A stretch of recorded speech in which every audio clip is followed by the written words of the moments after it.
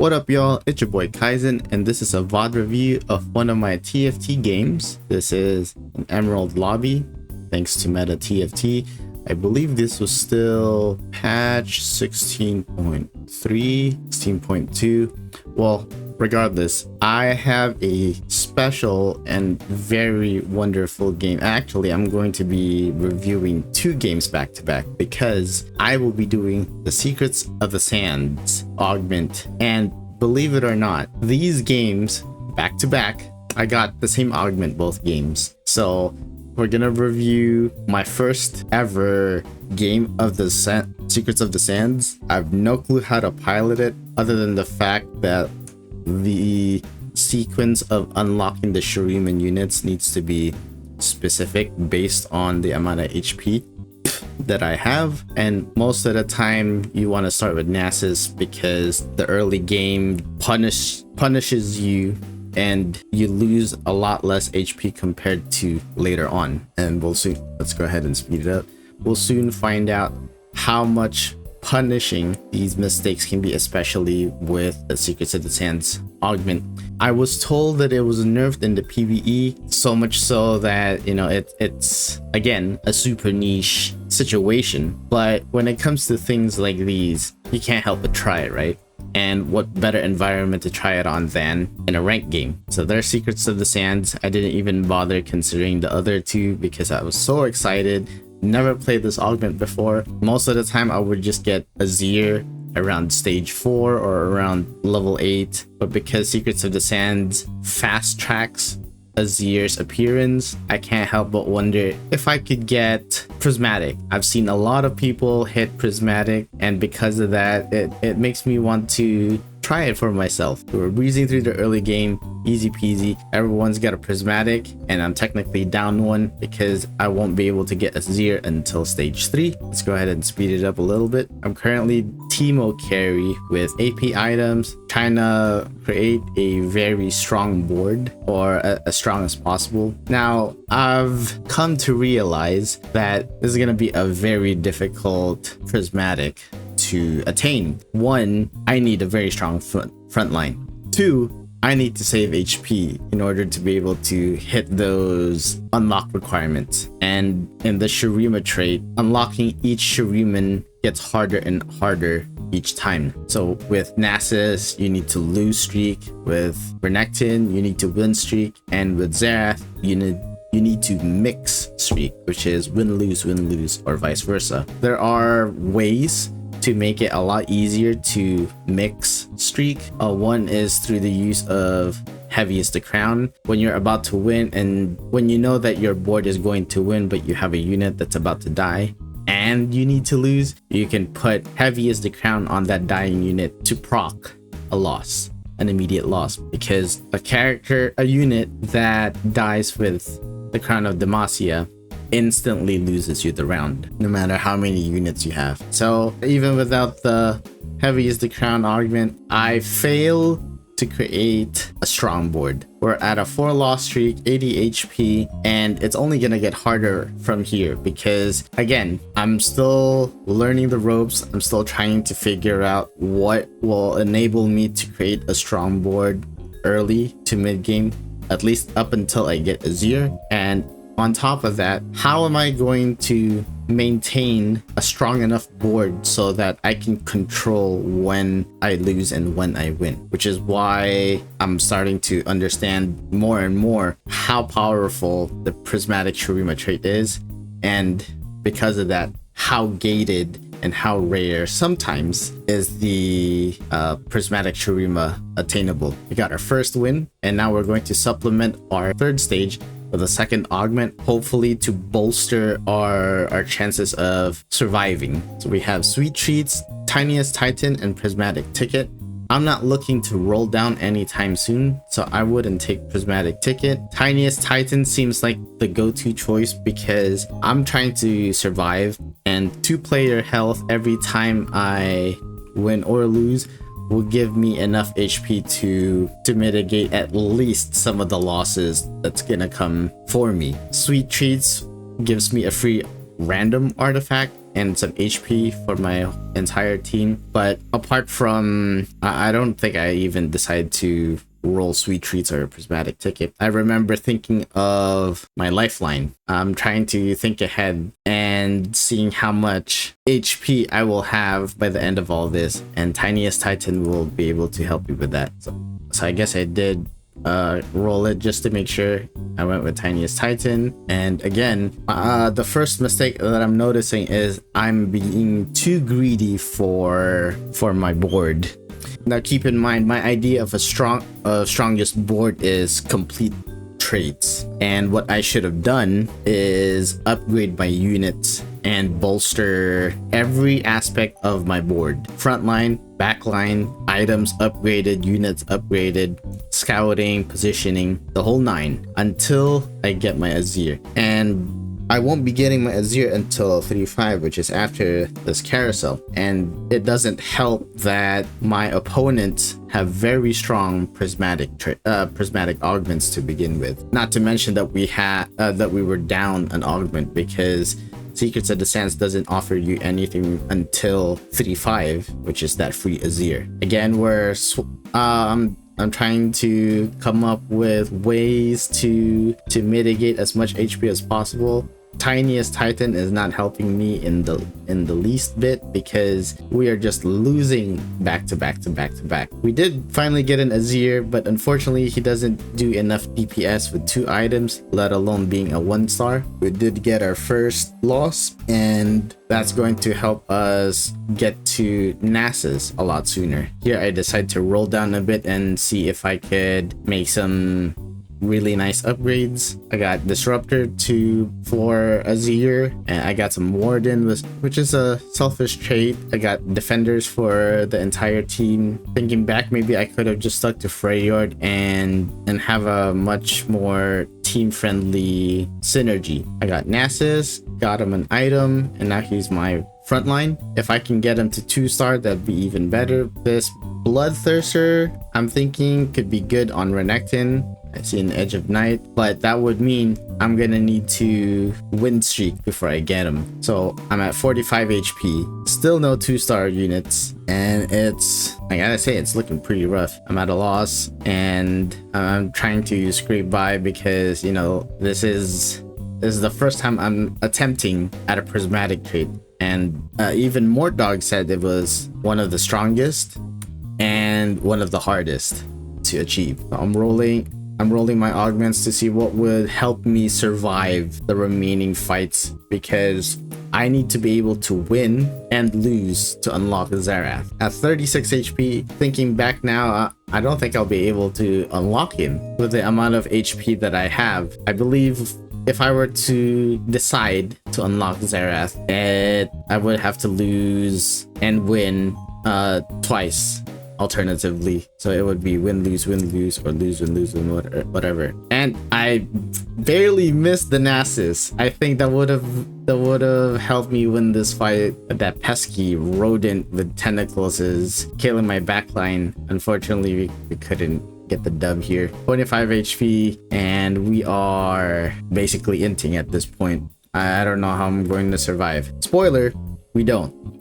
Because we barely have enough HP to unlock anybody. Managed to get our first win. That's 2 extra HP for our pool. Again, I'm just trying to get, at this point, I'm trying to get upgrades because I failed to do so. I tried to reach a high enough level to buy upgrades, to buy 4 cost units to bolster my entire team, but that obviously was a mistake, and that would come in the form of mistake number 2, is greeding for levels for higher cost units when I should be saving as much HP as possible in the early and mid game until I get Azir. This fight is looking pretty okay. Mind you, this is before the Lysandra Seraphine monstrosity, getting 2 more HP, but if we take another loss, that's basically 2 lives, and a lot of the boards have already spiked because it is a prismatic lobby, and we are just grasping for straws at this point. Managed to get some items for a future Renekton.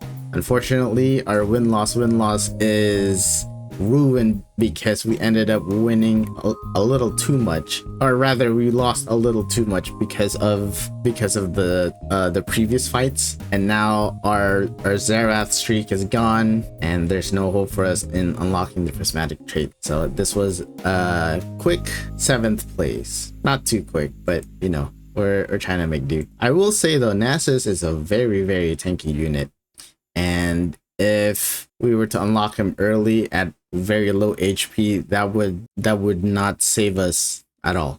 And after that one, literally the next game, we get offered the Secrets of the Sands again. So I believe this is the game telling us, hey, I know how much you wanted the prismatic trait. Maybe you can redeem yourself this time around. It's like, all right, bet. We got some items now. Again, I didn't know that the Secrets of the Sands were going to pop up, so I thought I would just slam, because I'm trying to get the hang of increasing my tempo as I play through the game. Not too much that I would be griefing my future slams when I don't need to, but just enough so that I stay ahead of the entire lobby. And here we have Secrets of the Sands again. I was telling my friends, hey, this is a redemption. I should do it again. I think I know better, and I will totally not grief my early or mid game. So now the plan is in motion. We're going to again do our best, trying to reinforce our early game, our mid game, front to back. Don't grief your items, and we'll see how this goes. I think it is also in part due to how people in the lobby are spiking much later than usual, but I'll let you be the judge of that. Go ahead and fast forward to the best parts. We unlock Zoe, which is an absolute monster in the early and mid game. If you unlock her early, her base damage for a 3 cost is very good, and you give her some mana items, a jewel gauntlet for example, and she will do a lot of work. So again, I'm not trying to grief my early game. I tried to bolster as many units as I could, even holding pairs. But since I was able to win that, I got myself some 20 gold and start off my econ early. We're off to a pretty good start. Now, I did manage to get a belt, and again, I need to slam because I need to preserve HP. That belt is not going to be able to help any of my units survive any longer than they should. Probably just a few autos, but I could definitely slam Morellos and get some of those pesky tanks in the opponent's side to start melting. Now here's an opportunity for me to switch to Misfortune, but again, we're doing Secrets of the Sands. It wouldn't make any sense to go Bilgewater at this point. I could probably cook up something with Gunslinger and Bilgewater and Shurima, but I don't have the brain power to be able to cook up a team comp that way. Mogul's Mail and Dragon's Claw is doing a lot of work for this Shen, and it's a 2-star Shen at that. We almost lost that, but thankfully we got enough mana regen and Morelos to shred him down. Let's fast forward a bit. Now I'm deciding that once my Azir comes, what should I do to help preserve my win streak? We are at 100 HP and at a 5 win streak. This is basically a dream because I can basically manipulate the fight however I want and be able to unlock those Shurima units easily. So for our second augment, we're checking to see how we can properly control this lobby, or rather the direction that we want to go in, which is again a prismatic Shurima trait. Coronation will give us an extra unit to play. Oops. I don't really need Retribution currently because I plan to unlock what's his face, Renekton, later on. His win streak is going to allow me to come back from the depths of my loss streak and mixed streak with Nasus and Zerath, who I believe is much more priority compared to unlocking Renekton. Again, losing HP in the early game is a lot safer compared to losing HP in the later game. So I believe this was a very good decision on my part. We get Tiniest Titan again. What are the chances? This will allow me to better stabilize myself if I happen to lose too much HP, or I happen to not manipulate my board to unlock my units, my Shuriman units. That will definitely help me in the long run. Plus 15 gold and 2 gold after each round will definitely help me with my econ and start again buying and upgrading my units. It's funny that we rolled to sweet treats and luxury subscription because those are the 2 exact augments that we got on stage 3-2 in the previous game. I just thought that was funny. Thank you, More Dog, for the redemption arc, by the way. That's great. We got a 2-star Zoe, a huge power spike for my mid game. We also get Tarek. I'm in no way, shape, or form deciding to unlock Asol at this point. I believe this was still before Asol was a huge monster, before they reworked his passive and him unlocking his Stardust via ability damage instead of the amount of casts. And so overall, I think that this is a pretty good setup for my mid game.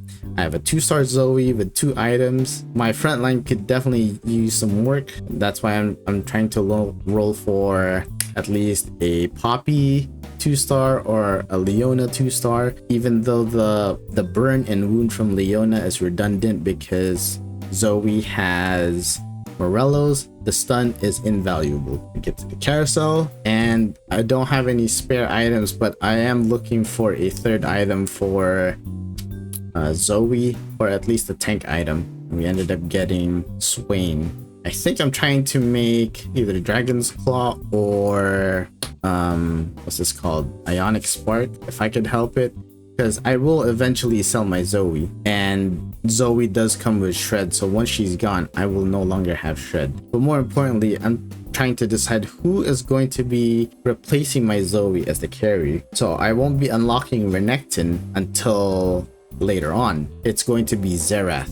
It's going to be my carry. I got a 2-star Leona, and here I'm thinking, what if I just unlock Diana just for shits and giggles? I'm pretty sure Diana is going to help me keep my win streak, and a 2-star Leona is beefy as is. And on top of that, Leona is going to help me cut through the backline while Zoe maintains all the hard-hitting Shred and Morello burn and wound on the front line. So we do sack a bit, and this is gonna be one of 2 combats lost in order to get our Nasus. We also do unlock Diana, which is gonna help cut through our backline. Let's see what this PvE round gets us. So we do end up getting another cloak. Oh no, that was the cloak from the previous carousel. We make Adaptive Helm, which is going to give us 10% AP and AD for non-tank rolls, and it gives us extra mana regen from all sources. We were trying to get Nasus, but we ended up unlocking Xerath because he's the easiest to unlock. He doesn't have the penalty of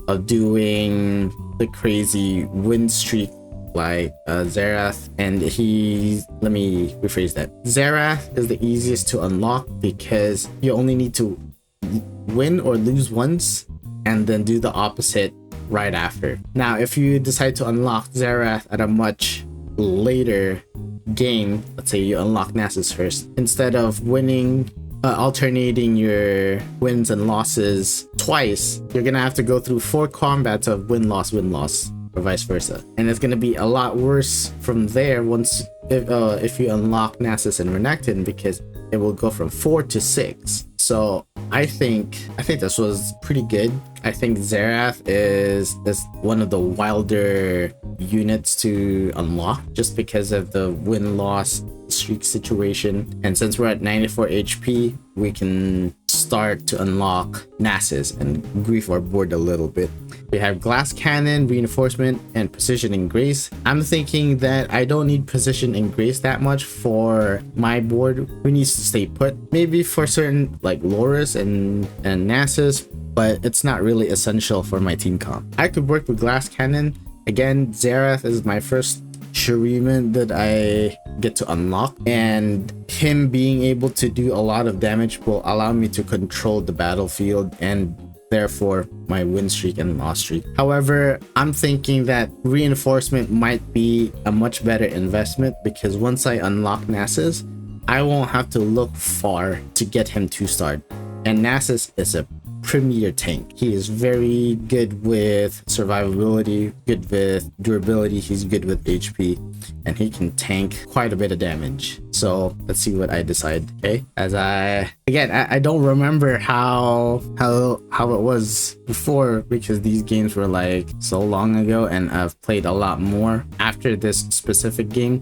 But it's just so fun how I was able to see this board come to life. It only took me one game and one lesson for me to learn that this is the way to go, and it's all coming together. So again, we're lose streaking because we want to be able to unlock Nasus, as it is a lot easier to sustain Nasus's loss streak with 4 combats as opposed to 6. I decided to use the remover just in case Zoe is left alive, you know, make sure she doesn't do much damage. Though personally, if my carries are in the front line, it wouldn't matter much. I could probably killing a couple of units to preserve a little bit of HP. We were able to get a Giant's Belt to get Warmogs. So I thought that I had a pair of Tareks, and seeing Tarek 2-starred gave me the go signal to buy him, already forgetting about the reinforcement augment. So I was pretty bummed out about that, but that's okay because we're still on track to unlock Nasus, and with Xerath's charms it's helping us pretty well. Now that we unlock Nasus, we're on track to actually win streaking. We're still pretty strong in my opinion, positioning aside, and now we're in a spot to get our upgrades. We got a 2-star Xerath, we got a Zillion, we have tanks, we have tank items. I think we're gonna put this on Tarek, that's right. Although I think it would do us a little better if I had put the Vow on Swing to get that AoE stun earlier, but doesn't matter. We'll just blow through everything. Nasus with no items is still Nasus, and especially with Xerath's charms, it's helping us accelerate this, make us more confident in our wins. I believe we end up unlocking a lot of things from gold to effects like stunning the enemy board for a few seconds, and on top of that, Xerath does a pretty hefty chunk of damage. That's ridiculous. It's a pretty good unit. We unlock Nasus, there goes our tank.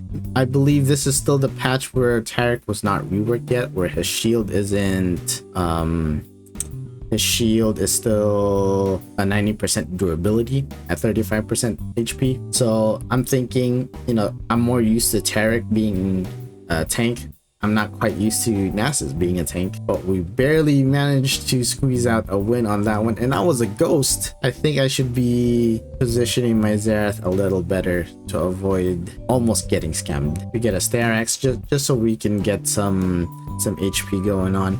Nasus is basically has shields on top of shields. He's got the shield from Crown Guard, and now he's gonna have the shield from Starax. Now I'm looking at the damage blocked on this left side, on the right side, and I'm debating whether or not I should transfer Tarek's items onto Nasus, thinking that Nasus might make use of these items better. Tarek did block 10,000 damage, though I wonder if that's mostly because of the 90% durability. Regardless, Nasus was able to tank 5,000 damage with just Crown Guard alone, so we'll just go ahead and give him the Starax for the time being.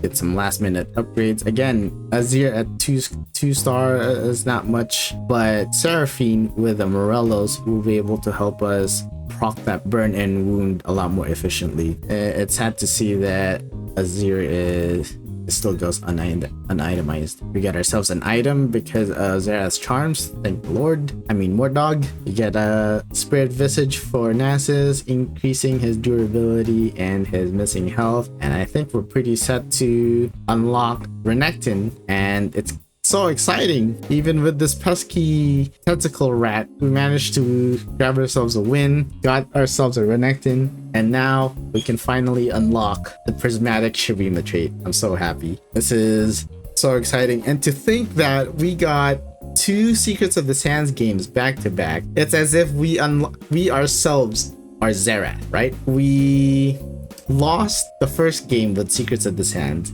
And now with this game, we were able to win. Or did we? Well, it's pretty much a guaranteed win at this point. Though one thing I didn't realize at the time was in order to manipulate who ascends first, game checks for the star level of the Shuriman unit and the amount of items that they have. As you can see earlier, Nasus always ascends first because he's 2-star and he has 3 units. But between him and Xerath, he was the last unit that was itemized, so therefore he gets ascended first. What I could have done was put Xerath to the bench and then field him back just so he can ascend first. Though I also wanted to see Azir and Renekton ascend, though I didn't have enough time to figure that out, unfortunately. It was only until later that I found out about that, manipulating the Shuriman ascension, the order of how they ascend. But that's the game. It's an easy dub, and the opponent figured out that, you know, it's useless. The guy has a prismatic Shuriman trait. Azir could be 3 stars. Xerath is basically a win con.